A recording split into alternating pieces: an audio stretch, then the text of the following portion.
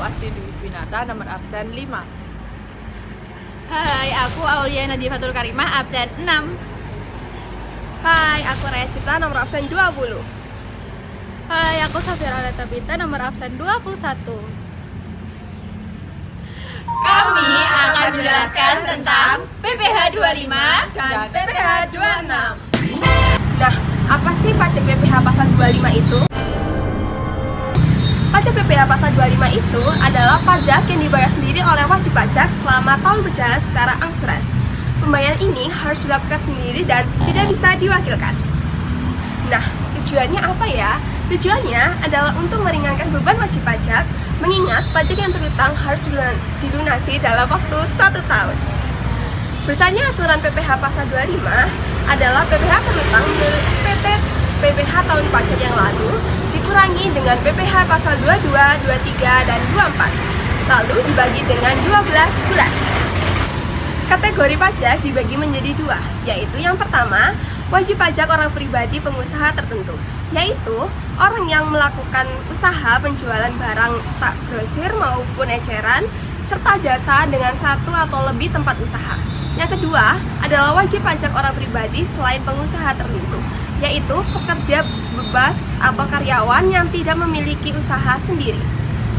Selanjutnya yaitu sanksi untuk keterlambatan pembayaran wajib pajak pasal 25, di mana apabila wajib pajak melakukan keterlambatan maka akan dikenakan sanksi 2% dalam tiap bulannya yang dihitung dari tanggal jatuh tempo sampai tanggal pembayaran. Selanjutnya yaitu terdapat tarif PPh pasal 25. Yang pertama yaitu wajib pajak orang pribadi pengusaha tertentu atau disingkat dengan WPOPPT. Yang dimaksud di sini yaitu wajib pajak yang melakukan usaha penjualan barang grosir maupun eceran serta jasa. Untuk perhitungannya yaitu sama dengan 0,75% dikali omset bulanan tiap masing-masing usaha. Yang kedua yaitu terdapat wajib pajak orang pribadi selain pengusaha tertentu atau disingkat WPOPSPT, yaitu wajib pajak yang menjadi pekerja bebas atau karyawan yang tidak memiliki usaha sendiri. Dengan perhitungan PKP dikali tarif PPh 17 ayat 1 huruf A Undang-Undang PPh. Untuk tarif PPh ayat 1 huruf A Undang-Undang PPh ada 5. Yang pertama 0 sampai 60 juta dengan tarif 5%. Yang kedua 60 juta sampai 250 juta dengan tarif 15%. Yang ketiga 250 juta sampai 500 juta dengan tarif 25%. Yang keempat 500 juta sampai dengan 5 miliar dengan tarif 30%, dan yang terakhir di atas 5 miliar dengan tarif 35%. Yang terakhir yaitu untuk wajib pajak badan, di mana perhitungannya PKP dikali 25% atau tarif pasal 17 ayat 1 huruf B Undang-Undang PPh. Selanjutnya yaitu saya akan memberikan contoh perhitungan untuk PPh 25 orang pribadi. Dari soalnya diketahui jumlah pajak penghasilan Tuan Seto yang terutang sesuai dengan SPT tahunan PPh 2014 sebesar 50 juta. Jumlah kredit pajak Tuan Seto pada tahun 2014 adalah 21.500 juta dengan rincian sebagai berikut. Yang pertama PPh pasal 21 sebesar 10 juta, yang kedua PPh pasal 22 sebesar 5 juta, yang ketiga PPh pasal 23 sebesar 3 juta, dan yang keempat PPh pasal 24 sebesar 3 juta. Dan ditanyakan berapa besarnya angsuran PPh pasal 25 Tuan Seto untuk tahun 2015. Untuk cara perhitungannya yaitu semua nominal dimasukkan ke dalam tabel. Untuk PPh terutang tahun 2014 dikurangi dengan total kredit pajak mulai dari PPh pasal 21 sampai dengan PPh pasal 24, dan selanjutnya PPh terutang tahun 2014 dikurangi dengan jumlah kredit pajak, yaitu ketemu 28.500. Setelah itu besarnya PPh pasal 25 per bulan sama dengan 28.500 dibagi 12 dan ketemu 2.375 juta. Jadi, Tuan Seto harus membayar sendiri angsuran PPh pasal 25 setiap bulan pada tahun 2015 mulai masa Maret sebesar Rp2.375.000. Pengertian PPh pasal 26.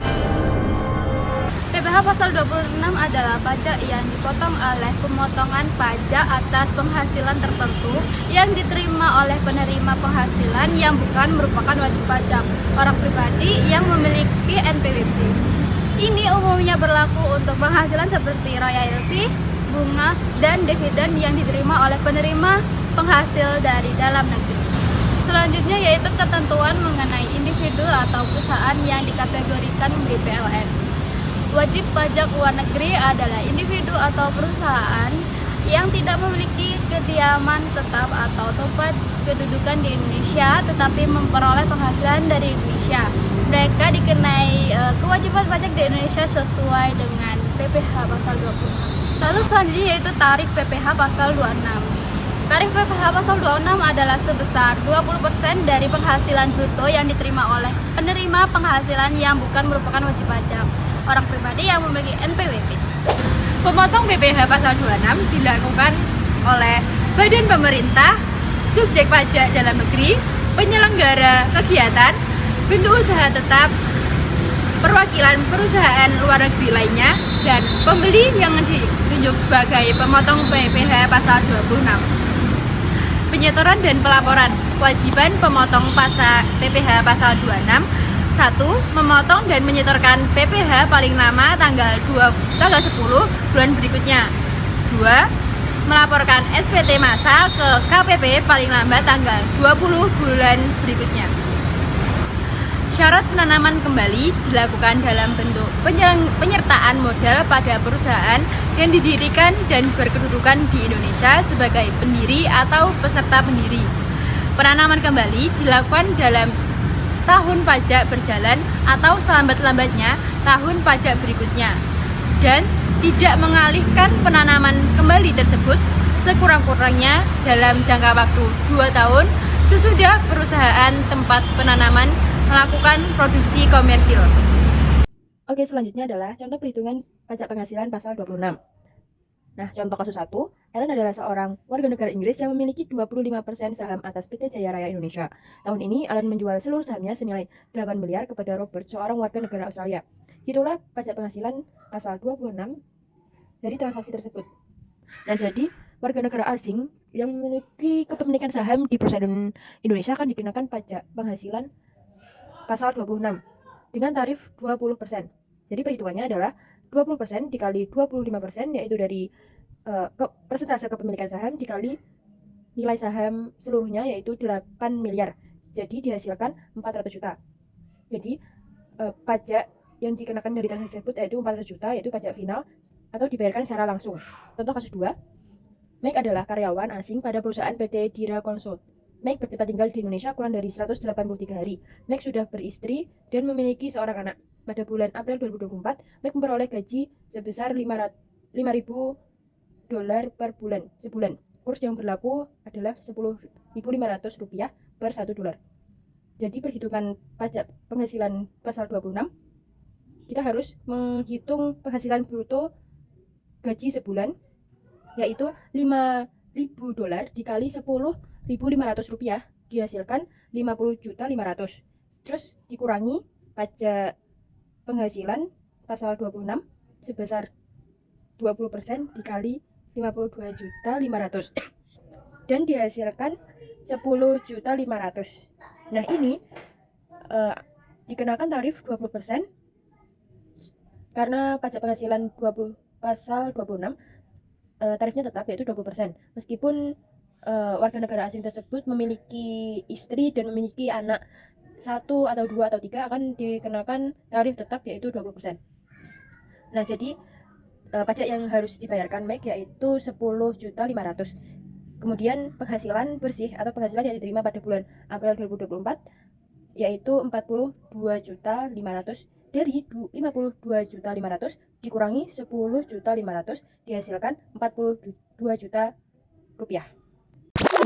Sekian penjelasan dari kami. Terima kasih.